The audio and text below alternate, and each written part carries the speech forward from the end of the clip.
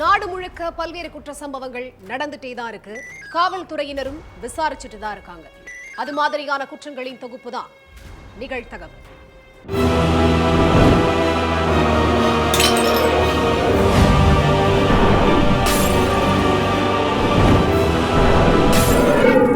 நிகழ்தகவு. மற்ற ஆண்களுடன் நிர்வாணமாக வீடியோ காலில் பேசுமாறு மனைவிக்கு டார்ச்சர். கண் கூசும் வீடியோக்கள் மூலம் கட்டுக்கட்டாக பணம் பார்த்த கணவர். மனைவியின் நிர்வாண வீடியோ சோசியல் மீடியாக்களில் பரவியதும் ருத்ர தாண்டவம் ஆடிய கணவன். நீதி கேட்டு சென்றபோது ஹோட்டலுக்கு அழைத்து இரட்டை அர்த்தத்தில் பேசிய காவலர். அடிமேல் அடி வாங்கிய பெண்ணின் அவல நிலைக்கு தீர்வுதான் என்ன?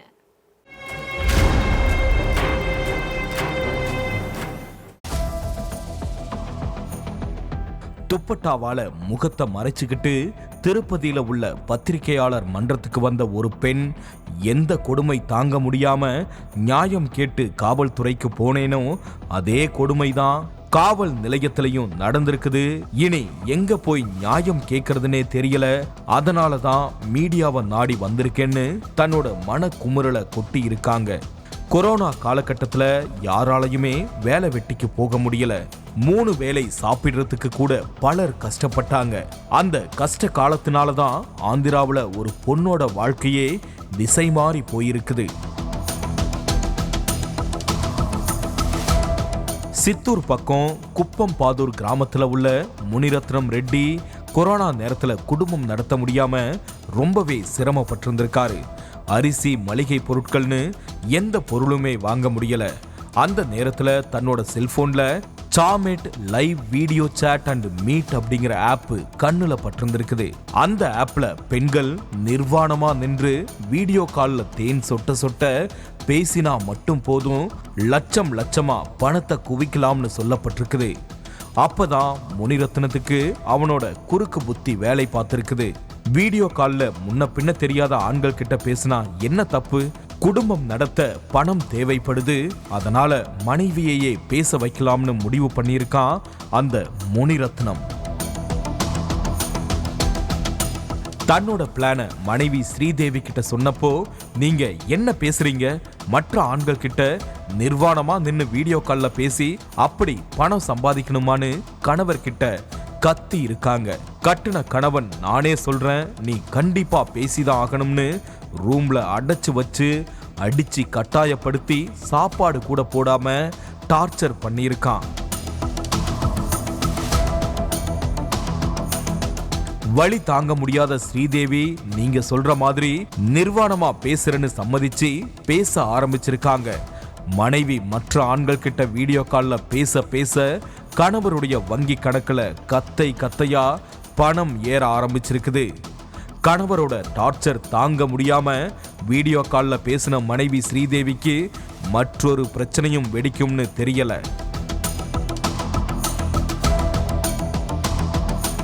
ஸ்ரீதேவி கிட்ட வீடியோ கால்ல பேசின ஒரு ஆண் அதை ரெக்கார்ட் பண்ணி சோசியல் மீடியாவில் உலவ விட்டிருந்திருக்கான். அந்த வீடியோ முனிரத்னம் கண்ணுல பட்டிருக்குது.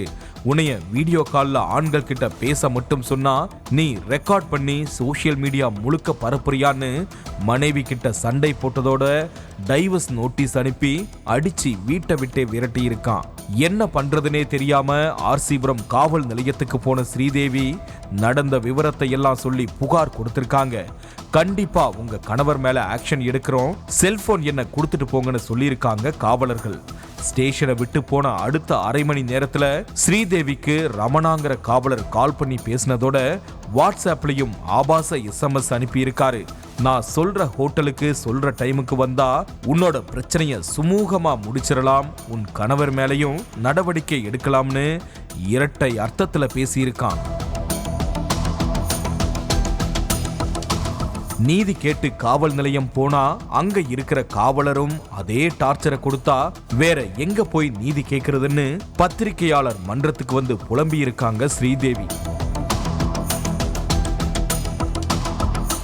நானா தவறான வழியில போகல, என் கணவர் தான் கட்டாயப்படுத்தி தவறான வழிக்கு அனுப்புனாரு. நான் வீடியோ கால் பேசினது மூலமா 18 லட்சம் வரைக்கும் என் கணவர் தான் பணம் பார்த்திருக்காரு. ஆனா தண்டனை மட்டும் எனக்கானு நொந்து போய் பேசியிருக்காங்க. என் பிள்ளைகளை கூட என்கிட்ட நெருங்க விடலன்னு சொன்ன ஸ்ரீதேவி அவங்க 2 பேரையும் பார்க்கறதுக்காக பள்ளிக்கு போனப்போ அங்க வந்த என் கணவர் என்னைய தரன்னு இழுத்துட்டு போய் மரத்துல கட்டி வச்சு அடிச்சு உதைச்சதோட இனி ஸ்கூல் பக்கமே போகக்கூடாது, வீட்டு பக்கமே வரக்கூடாதுன்னு மிரட்டினதா சொல்லியிருக்காங்க. கொரோனா காலத்துல பலரோட வாழ்க்கையே மாறுச்சு. அதுல ஸ்ரீதேவியோட வாழ்க்கையவே கொரோனா புரட்டி போட்டுருச்சு. தூங்கிக் கொண்டிருந்த கணவனின் கழுத்தை நெரித்து கொலை செய்த கொடூர மனைவி. மஞ்சள் காமாலை நோயால் உயிரிழந்ததாக கபட நாடகம். போஸ்ட்மார்ட்டம் அறிக்கையில் வெளிவந்த அதிர்ச்சி தகவல்கள். கணவனை மனைவி கொலை செய்தது ஏன்? கொலைக்கான பின்னணி என்ன?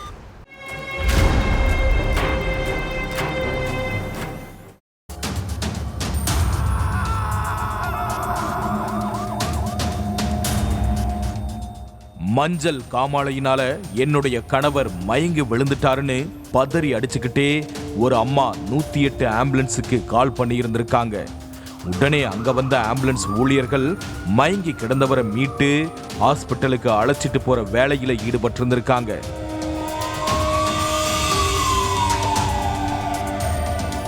அப்போ பேச்சு மூச்சு இல்லாம இருந்த முத்துக்குமார செக் பண்ண நர்ஸ் ஒருத்தங்க அவரு இறந்து அரை மணி நேரத்துக்கும் மேல ஆகுதுன்னு சொல்லி இருந்திருக்காங்க. அதே நேரத்துல கழுத்துல நகை கீறல்கள் இருக்கிறத பார்த்த ஆம்புலன்ஸ் ஊழியர்களுக்கு முத்துக்குமார் மஞ்ச காமாலையால உயிரிழக்கல, வேற ஏதோ நடந்திருக்குதுன்னு சந்தேகம் வந்திருக்குது.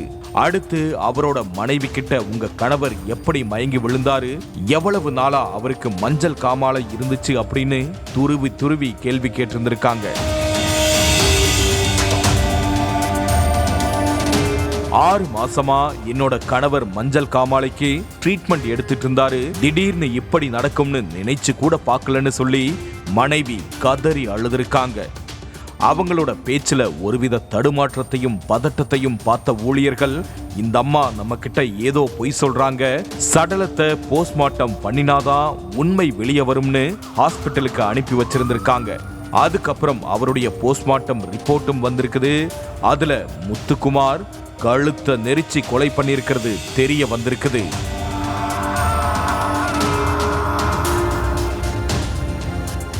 இது திட்டமிட்ட கொலைதான்னு முடிவு பண்ண மருத்துவர்கள் போலீஸுக்கு புகார் தெரிவிச்சிருக்காங்க. அதுக்கு பிறகு அங்க வந்த போலீஸ் முத்துக்குமாரோட போஸ்ட்மார்ட்டம் ரிப்போர்ட்டை வச்சு அவருடைய மனைவி கிட்ட விசாரணை நடத்தினாங்க. அதுலதான் பல திடுக்கிடும் தகவல்கள்லாம் வெளியே வந்திருக்குது. தென்காசி கடையநல்லூர்ல இருந்த முத்துக்குமார் மரியா ஆரோக்கிய செல்வி தம்பதிக்கு 12 வயசுல ஒரு மகன் இருக்கான். முத்துக்குமார் எந்த வேலை வெட்டிக்கும் போகாம தினமும் மது குடிச்சிட்டு இருந்திருக்காரு. மரியா தான் வேலைக்கு போய் குடும்பத்தை பார்த்துட்டு இருந்திருக்காங்க. தினமும் மது குடிக்கிறதுக்காக மரியா கிட்ட பணம் கேட்டு டார்ச்சர் பண்ணிட்டு இருந்திருக்காரு முத்துக்குமார். தனி ஆளா குடும்பத்தை பார்த்துட்டு இருக்கேன், தினமும் மது குடிக்க காசு கேட்டு டார்ச்சர் பண்றீங்களேன்னு மனைவி சொல்லி இருந்திருக்காங்க. நீங்களும் வேலைக்கு போகல, வேலைக்கு போய் சம்பாதிக்கிற என்கிட்டையும் பணத்தை வாங்கிக்கிட்டா எப்படி குடும்பம் நடத்துறதுன்னு சத்தம் போட்டிருந்திருக்காங்க. ஆனா குடி போதையில மிதந்துகிட்டு இருந்த முத்துக்குமாரோட காதுல மனைவி மரியா சொன்ன எதுவுமே ஏறல. மனைவி வேலைக்கு போய் கொஞ்சம் கொஞ்சமா சேர்த்து வச்சிருந்த நகையையும் வித்து குடிச்சு அழிச்சிருக்காரு முத்துக்குமார். அதனால கடுப்பான மனைவி, நீங்கெல்லாம் மனுஷன் தானா, பசங்களுடைய எதிர்காலத்துக்காக சேர்த்து வச்சிருந்த நகைகளை கூட விடாம வித்து குடிச்சிட்டீங்களேன்னு திட்டி இருக்காங்க. அதையெல்லாம் கண்டுக்காத முத்துக்குமார் அப்படிதான் நகைய வித்து குடிப்பன்னு சொல்லி தினமும் குடிச்சிட்டு வந்து மனைவியையும் பிள்ளைகளையும் அடிச்சு சித்திரவதை செஞ்சிருக்காரு. அதோட விடாம அடுத்து முத்துக்குமார் பேசின பேச்சுதான் மரியா ஆரோக்கிய செல்விய உண்மையாவே பத்திரகாளியா மாத்தி இருக்குது. தினக்கூலி வேலைக்கு போற உனக்கு நகை சேர்க்கிற அளவுக்கு எப்படி பணம் வந்தது, வெளியில ஆண்கள் கூட ஊர் சுத்துறியான்னு வாய்க்கு வந்தபடி பேசியிருக்காரு. இதையெல்லாம் கேட்டு நொந்து போய் எதுவுமே பேச முடியாம கண்ணீர் வடிச்ச மரியா அமைதியாவே இருந்திருக்காங்க. வேலை முடிஞ்சு வீட்டுக்கு வந்தாலே தினமும் இதே டார்ச்சர் தான் நிம்மதியே இல்லைன்னு சொல்லி வீட்டு வாசல்ல உட்கார்ந்து அழுது புலம்பிட்டு இருந்திருக்காங்க மரியா. இதுக்கு மேலையும் இதே மாதிரி இருந்தா சரியா இருக்காது. நீ உயிரோட இருந்தாதானே தினம் தினம் என்ன உயிரோட சாகடிப்பன்னு சொல்லி முத்துக்குமார கொலை பண்ண திட்டம் போட்டிருக்காங்க மரியா. பிப்ரவரி 5ஆம் தேதி ஃபுல் போதையில வீட்டுல படுத்து தூங்கிட்டு இருந்திருக்காரு முத்துக்குமார். அப்போ தன்னோட 12 வயசு மகனோட சேர்ந்து கணவனை கழுத்தை நெரிச்சு துடிக்க துடிக்க கொண்டு இருந்திருக்காங்க மரியா.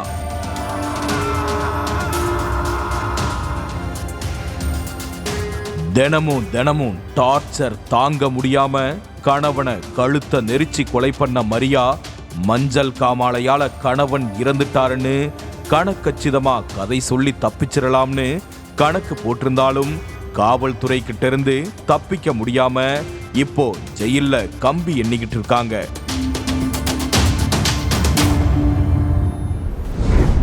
பர்மா பஜார் ஊழியர்களை காரில் கடத்தி சென்று பணம் கொள்ளை. போதைப் பொருள் வைத்திருந்ததாக கூறி இளைஞர்களை அலறவிட்ட ஃபேக் போலீஸ். ரூபாய் 70 லட்சத்துடன் இன்னோவா காரில் பறந்து சென்றவர்களை சினிமா படபானையில் மடக்கி பிடித்த ஒரிஜினல் போலீஸ். கொள்ளையர்களை போலீசார் கூண்டோடு தூக்கியது எப்படி? பின்னணி என்ன?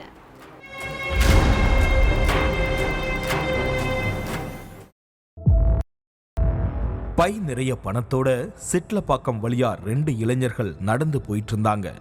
அப்போ அந்த வழியா 2 பைக்ல வந்த 4 காவலர்கள் 2 இளைஞர்களையும் வழிமறைச்சு சோதனை பண்ணணும்னு சொல்லி இருந்திருக்காங்க.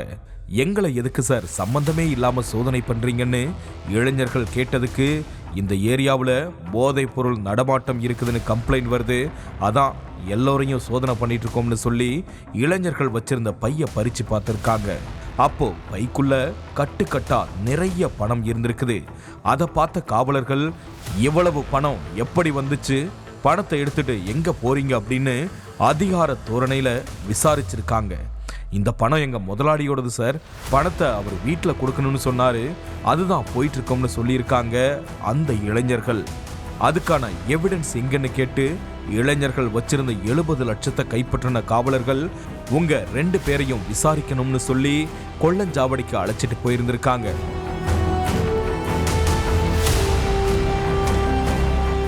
அங்க நின்னுட்டு இருந்த இன்னோவா கார்ல 2 இளைஞர்களையும் ஏத்திக்கிட்டு அங்க இருந்து கிளம்பி இருக்காங்க காவலர்கள்.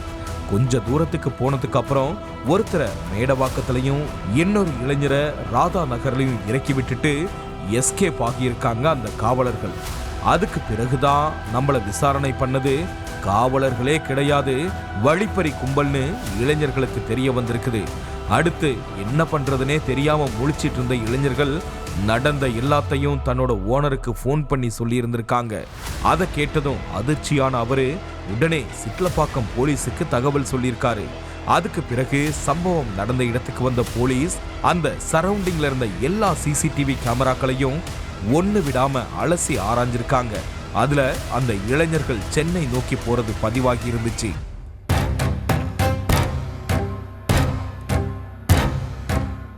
உடனே அவங்களை பிடிக்கிறதுக்காக 4 தனிப்படைகள் அமைச்சு மத்த மாவட்ட போலீஸுக்கும் தகவல் கொடுத்து உஷார்படுத்தி இருக்காங்க சிட்லப்பாக்கம் காவலர்கள். கிட்டத்தட்ட 5 மணி நேரத்துக்கு அப்புறம் கொள்ளையர்களை உளுந்தூர்பேட்டை சுங்கச்சாவடியில வச்சு அரெஸ்ட் பண்ண போலீஸ் அவங்கள தாம்பரம் ஸ்டேஷனுக்கு அழைச்சிட்டு வந்து அவங்க பாணியில விசாரணை நடத்தி இருக்காங்க. அதுல தான் பணம் கொள்ளையடிச்சதுக்கான எல்லா உண்மைகளையும் கொள்ளையர்களே தங்களுடைய வாயாலேயே சொல்லி இருந்திருக்காங்க. செம்பாக்கத்தை சேர்ந்த சுகேல் அகமது பாரிஸ்ல உள்ள பர்மா பஜார்ல செல்போன் கடை நடத்திட்டு வராரு. கடையை பெருசு பண்ணி பிசினஸை டெவலப் பண்ணலான்னு முடிவு பண்ண சுகேல் அகமது பல இடங்கள்ல கடன் கேட்டு பார்த்திருக்காரு. ஆனா அவருக்கு எங்கேயுமே பணம் கிடைக்கல. கடைசியா தன்னோட வீட்டை அடமானம் வைக்க முடிவு பண்ண அவரு பாரிஸ்ல இருக்கிற பிரைவேட் பேங்க்ல வீட்டு பத்திரத்தை அடமானம் வச்சு 70 லட்சம் பணத்தை வாங்கியிருக்காரு. பணம் கடையில இருக்கிறத விட வீட்டில் இருந்தாதான் சேஃப்னு யோசிச்ச சுகேல் கடையில வேலை பார்க்குற ஆகாஷ் பிரவீன் கிட்ட 70 லட்சத்தை கொடுத்து குரோம்பேட்டையில இருக்கிற தன்னோட வீட்டில் கொடுக்க சொல்லியிருக்காரு. அதுக்கப்புறம் ஆகாஷும் பிரவீனும் பணப்பையோட குரோம்பேட்டைக்கு ட்ரெயின்ல போயிருந்திருக்காங்க. 2 பேரும் பணத்தோட போறத பார்த்த ஸ்டாலின் தன்னோட ஃப்ரெண்ட்ஸுக்கு ஃபோன் பண்ணி குரோம்பேட்டைக்கு வர வச்சிருந்திருக்கான். பணத்தோட இருந்த இளைஞர்களை நோட்டம் விட்டுட்டே இருந்த ஸ்டாலின், ஆகாஷ், பிரவீன் 3 பேரும் குரோம்பேட்டை ரயில் நிலையத்துல இறங்கினதும் ஃபாலோ பண்ணிட்டே போயிருந்திருக்காங்க.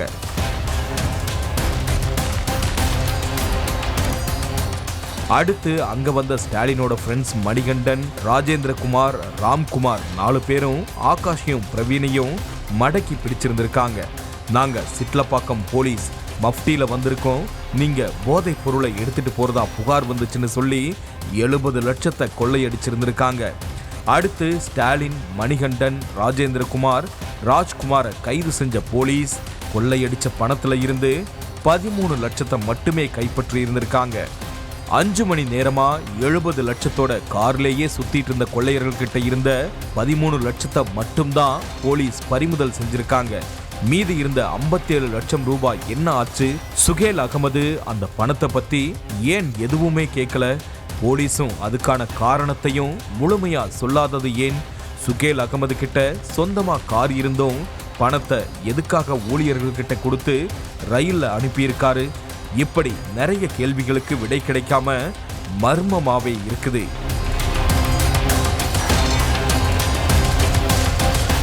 போலீஸ் முறையான வழியில விசாரணை பண்ணாதான் அந்த பணம் உண்மையா வீடு அடமானம் வச்ச பணமா இல்ல வேற வழியில வந்த பணமா அப்படிங்கிறதுக்கான எல்லா கேள்விகளுக்கும் விடை கிடைக்கும்.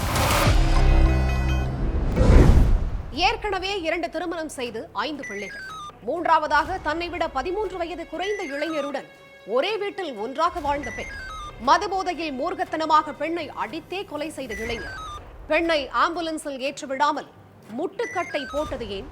இளைஞரின் வெறிக்கு என்ன காரணம்? பின்னணியில் யார்?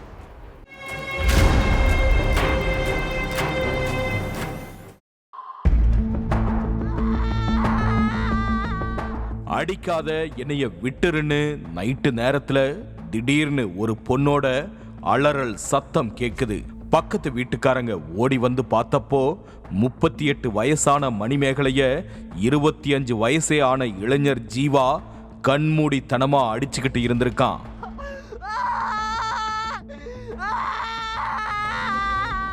எதுக்குப்பா அடிக்கிற? மணிமேகலையோட முதுகு, முகம், தலைன்னு எல்லா பகுதியிலிருந்தும் ரத்தம் வருது, உடனே மருத்துவமனைக்கு அனுப்பணும்னு ஜீவா பக்கத்து வீட்டுக்காரங்க தடுத்திருக்காங்க. ஆனா மது போதையில இருந்த ஜீவா யார் பேச்சையும் கேட்காம காதலையும் வாங்காம மணிமேகலைய எட்டி உதைக்கிறது, மிதிக்கிறது, கையில கிடைக்கிற பொருளை எடுத்து அடிக்கிறதுன்னு எல்லை மீறி போயிருந்திருக்கான். அதனால ஒரு கட்டத்துல மணிமேகலை மயங்கி கீழே விழுந்திருக்காங்க. அடுத்து பக்கத்து வீட்டுக்காரங்க 108 ஆம்புலன்ஸுக்கு போன் பண்ணி தகவல் சொல்லி வர வச்சிருந்திருக்காங்க.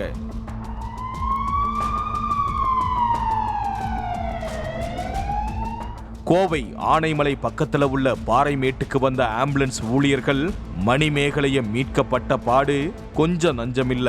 வண்டியில அவளை ஏத்த கூடாது, என்னைய மீறி அவளை வண்டியில ஏத்தினா கல்லால ஆம்புலன்ஸ அடிச்சு உடைப்பண்ணு மல்லுக்கு நின்னு இருக்கான் ஜீவா. நிறைய ரத்தம் வெளியாகி இருக்குது. உடனே மருத்துவமனைக்கு கொண்டு போகலன்னா மணிமேகலை உயிருக்கே ஆபத்துன்னு ஆம்புலன்ஸ் ஊழியர்கள் எவ்வளவோ சொல்லியும் ஜீவா கேட்கிற மாதிரியே தெரியல. தெருவுல பெரிய கல்ல தூக்கி போட்டு ஆம்புலன்ஸ் போக விடாம தடுத்திருந்திருக்கான். இரவு 9 மணிக்கு வந்த ஆம்புலன்ஸ அதிகாலை 4 மணி வரைக்கும் ஜீவா நகரவே விடல. அதுக்கடுத்து ஜீவாவோட அளப்புற ஓஞ்சதும் 4 மணிக்கு அப்புறம் மணிமேகலைய ஆம்புலன்ஸ் ஊழியர்கள் ஹாஸ்பிட்டலுக்கு கொண்டு போயிருந்திருக்காங்க. ஆனா அவங்க ஏற்கனவே உயிரிழந்துட்டதா டாக்டர்கள் சொல்லியிருக்காங்க. எங்க அக்கா உயிர் போனதுக்கு காரணமே ஜீவாதான்னு மணிமேகலையோட தங்கச்சி சித்ரா ஆனைமலை போலீஸ் ஸ்டேஷன்ல கம்ப்ளைண்ட் கொடுத்திருக்காங்க. அதுக்கு பிறகு ஜீவாவை கைது செஞ்ச ஆனைமலை போலீசார் மணிமேகலைய எதுக்காக மூர்க்கத்தனமா அடிச்ச, என்ன காரணம், கொலை செய்யற அளவுக்கு என்ன வெறின்னு விசாரிச்சிருக்காங்க. அதுலதான் தெரிஞ்சிருக்குது கள்ள உறவுதான் கடைசியில கொலையில முடிஞ்சிருக்கிற விவரமே.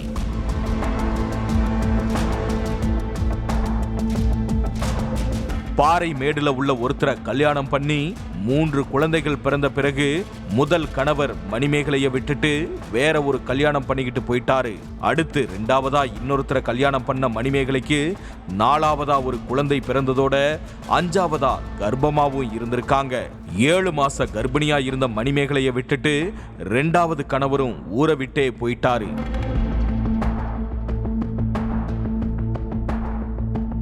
அடுத்து கூலி வேலைக்கு போய் 5 பிள்ளைகளோட காலம் கழிச்சிட்டு இருந்திருக்காங்க மணிமேகலை. அப்பதான் திவான்சா புதூர்ல உள்ள இளைஞர் ஜீவா கூட மணிமேகலைக்கு பழக்கம் ஏற்பட்டு இருக்குது. அடிக்கடி வீட்டுக்கு வந்து போன ஜீவா அடுத்து பெர்மனண்டா மணிமேகலை வீட்டிலேயே 1 வருஷமா ஒன்னா வாழ்ந்திருக்காங்க. எனக்கு முன்னால 2 கணவரோட வாழ்ந்தவதான நீ, நாளைக்கு நானும் விட்டுட்டு போனா 4வதா ஒரு ஆளை பார்த்துப்ப. இப்பவே நான் வேலைக்கு போற கேப்ல நீ யார்கிட்டயோ பேசதான் செய்யற, எப்ப பாரு செல்போனும் கையுமா தான் இருக்கன்னு மணிமேகலை கிட்ட சண்டை போட்டிருந்திருக்கான் ஜீவா.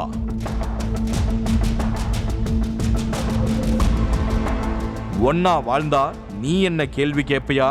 நீ என்ன எனக்கு புருஷனா? தாலி கட்டி இருக்கியா? என் 5 பிள்ளைங்களுக்கும் நீதான் அப்பாவா? சும்மா கேள்வியெல்லாம் கேட்காதன்னு பதிலுக்கும் ஜீவா கிட்ட வாக்குவாதம் பண்ணியிருக்காங்க மணிமேகலை. ஏற்கனவே போதையில இருந்த ஜீவாவுக்கு மணிமேகலை பேசின பேச்சு மேலும் சூடாகி இருக்குது.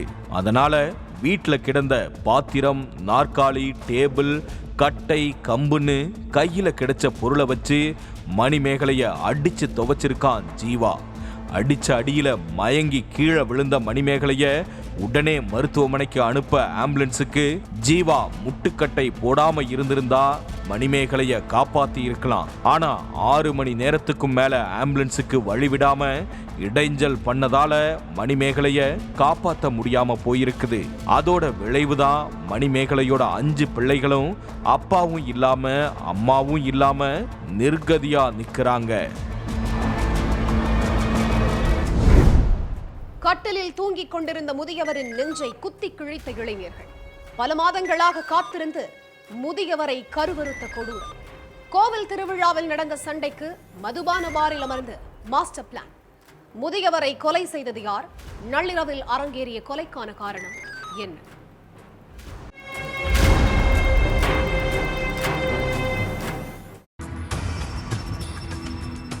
வீட்டு வாசல்ல உள்ள கட்டில்ல அண்ணாதுரை ஆழ்ந்து தூங்கிட்டு இருந்திருக்காரு. அப்போ அங்க பைக்ல வந்து இறங்கின 2 இளைஞர்கள் அண்ணாதுரை தூங்கிட்டு இருந்த கட்டில சுத்தி சுத்தி வந்திருக்காங்க.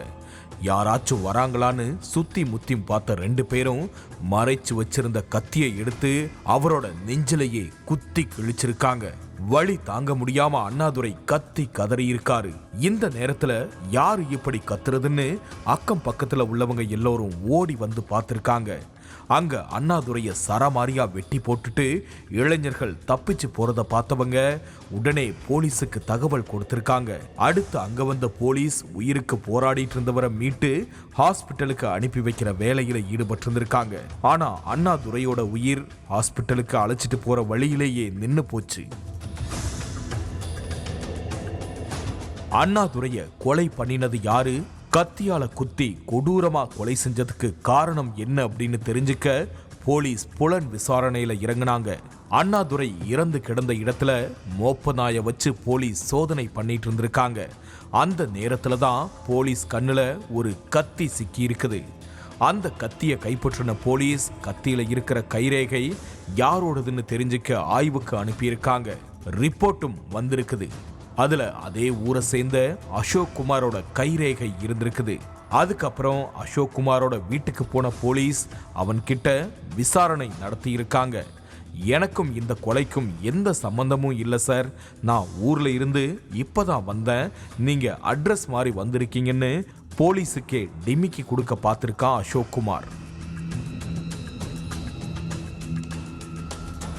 இது சரிப்பட்டு வராதுன்னு முடிவு பண்ண போலீஸ் அசோக் குமாரை ஸ்டேஷனுக்கு தூக்கிட்டு போய் அவங்க பாணியில விசாரிச்சிருக்காங்க. அதுல தான் முன் விரோதம் காரணமா தான் அண்ணாதுரைய கொலை பண்ணன்னு எல்லா உண்மையும் ஒப்பிச்சிருக்கான். தென்காசி கந்தம்பாளையத்துல இருந்த அண்ணாதுரை மரம் வெட்டும் வேலை பார்த்துட்டு இருந்திருக்காரு. 7 மாசத்துக்கு முன்னாடி செருக்கலை மதுரை வீரன் கோவில் திருவிழா நடந்திருக்குது. அப்போ திருவிழாவை யாரு நடத்துறது அப்படிங்கிறதுல அண்ணாதுரை குடும்பத்துக்கும் அசோக் குமார் குடும்பத்துக்கும் இடையில பயங்கர சண்டை வந்திருக்குது. அண்ணாதுரை அசோக் குமாரை கீழே தள்ளி சரமாரியா அடிச்சிருக்காரு. என்னையவே எல்லார் முன்னாடியும் அடிச்சிட்டியா, உன்னை உயிரோடவே விடமாட்டேன்னு சொல்லிட்டு அங்க இருந்து ஆவேசமா கிளம்பி இருக்கான் அசோக் குமார். அண்ணாதுரை தனியா சிக்கினா அவன் கதையை முடிக்கணும்னு கொலைவெறியோட இருந்திருக்கான் அசோக் குமார். பிப்ரவரி 14ஆம் தேதி கரிச்சிபாளையத்தில் உள்ள மதுபான பார்ல தன்னோட ஃப்ரெண்ட்ஸ் கூட சேர்ந்து அசோக் குமார் மது குடிச்சிட்டு இருந்திருக்கான். அந்த நேரத்துல அண்ணாதுரையும் மது குடிக்க வந்திருக்காரு. ஏற்கனவே அண்ணாதுரை மேல கொலை வெறியோட இருந்த அசோக் குமார் நண்பர்களோட சேர்ந்து அவரை சரமாரியா அடிச்சிருக்கான். அண்ணாதுரையும் பதிலுக்கு அடிச்சிட்டு அங்க இருந்து கிளம்பி போயிருக்காரு. அதனால ஆத்திரம் அடைஞ்ச அசோக் குமார் பார்லையே உட்கார்ந்து அண்ணாதுரையோட கதையை முடிக்க திட்டம் போட்டிருக்கான். அதுக்கப்புறம் இரவு 11 மணிக்கு தன்னோட ஃப்ரெண்ட்ஸோட அண்ணாதுரை வீட்டுக்கு போன அசோக் குமார் வீட்டு வாசல்ல தூங்கிட்டு இருந்தவரை கத்தியால சரமாரியா குத்தி கொலை பண்ணியிருக்கான். எல்லா உண்மைகளும் போலீஸ் விசாரணையில தெரிய வந்திருக்குது. அடுத்து அசோக் குமாரையும் கொலைக்கு உடந்தையா இருந்த விஜயகுமாரையும் போலீஸ் கைது செஞ்சு சிறையில் அடைச்சிட்டாங்க. 14 வயது மகளுக்கு பாலியல் தொல்லை கொடுத்த சித்திரவதை. மகளின் உடலில் இருந்த காயங்களை பார்த்து நடுநடுங்கி போன தாய். மனைவி கூலி வேலைக்கு சென்றிருந்த நேரத்தில் மகளை சீரழித்த காம வெறி பிடித்த சைக்கோ. பின்னணி என்ன?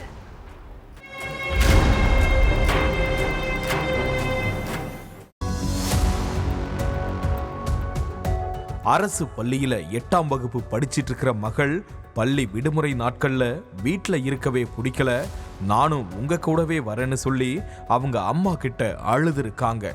கூலி வேலைக்கு போற இடத்துல நீ வந்து என்ன பண்ணுவ, வீட்டுல இருந்து படின்னு தாய் சொன்னபோது நீங்க வேலை பார்க்குற காட்டுக்கே வந்து நானும் படிக்கிறேன்னு சொல்லி மகள் பதற்றத்தோட அடம் பிடிச்சிருக்காங்க. தாயுக்கும் மகளுக்கும் ஒவ்வொரு ஞாயிற்றுக்கிழமையுமே இதே சண்டை தான். லீவு நாள்ல வீட்டுல இருக்கணும், விளையாடணும், டிவி பார்க்கணும்னு தான் ஆசைப்படுவாங்க. ஆனா நம்ம பொண்ணு மட்டும் ஏன் காட்டுக்கு வரன்னு அடம் பிடிக்கிறாங்கிற கேள்வி அம்மாவுக்கு எழுந்திருக்குது. அது மட்டும் இல்லாம கொஞ்ச நாளாவே மகள் எந்நேரமும் சோகமா இருக்கிறதையும் கவனிச்சிருக்காங்க. ஏன் சோகமா இருக்க, எதுக்கு வீட்டுல இருக்காம ஏன் கூடவே வரன்னு சொல்றேன்னு கேட்டிருக்காங்க தாய். அதெல்லாம் ஒன்னும் இல்லம்மா, வீட்டுல இருக்க பிடிக்கலன்னு சொன்ன சிறுமியோட கண்ணுல இருந்து கண்ணீர் வடிஞ்சிருக்குது. அதை பார்த்து அதிர்ச்சியான தாய் மகளோட தோலை தொட்டு என்னாச்சுன்னு கேட்டப்போ வலிக்குதுமா, தோலை தொடாதம்மான்னு அழுது இருக்காங்க. மகளோட தோல், கை, கால்னு நிறைய இடங்கள்ல நகை கீறல்களா இருந்திருக்குது. அதை பார்த்து ஷாக்கான தாய் ஏன் இப்படி கீறலா இருக்குதுன்னு துருவி துருவி கேட்டப்பதான் மகள் சொன்ன பதில் தூக்கி வாரி போட்டிருக்குது.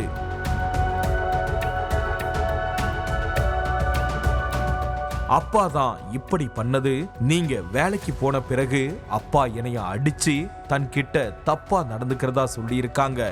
அதை கேட்டு இடிஞ்சு போன தாய் தன்னோட கணவர் மேல தூத்துக்குடி விளாத்திக்குளம் அனைத்து மகளிர் காவல் நிலையத்துல புகார் கொடுத்திருக்காங்க. பேரிலோவன்பட்டி கிராமத்துல உள்ள சிறுமியோட தந்தை உத்திரகுமார போக்சோ சட்டத்துல கைது பண்ணி சிறையில தள்ளியிருக்காங்க போலீஸ். உத்திரகுமாருக்கு வாய் பேச முடியாது, காது கேட்காதுன்னு சொல்லப்படுது. பெண் பிள்ளைகளோட நடவடிக்கைகள்ல மாற்றம் தெரிஞ்சாலோ, ஒரே விஷயத்த திரும்ப திரும்ப சொன்னாலோ உடனே பெற்றோர்கள் காது கொடுத்து கேட்கணும் அப்படிங்கிறதுக்கு இந்த சம்பவம் தான் உதாரணம். விடுமுறை நாட்கள்ல வீட்டுல இருக்க விருப்பம் இல்ல, உங்களோட வரேன்னு சிறுமி அடம் பிடிக்க ஆரம்பிச்சப்பவே அவங்க அம்மா கவனம் செலுத்தி விசாரிச்சிருந்தா அப்பவே கொடூர தந்தையோட மிருகத்தனத்துக்கு முற்றுப்புள்ளி வச்சிருந்திருக்கலாம். ஒவ்வொரு குற்றங்களின் முடிவும் சட்டத்தின் கையில். விசாரணை தொடரும். பார்க்கலாம் அடுத்த நிகழ்தகவில்.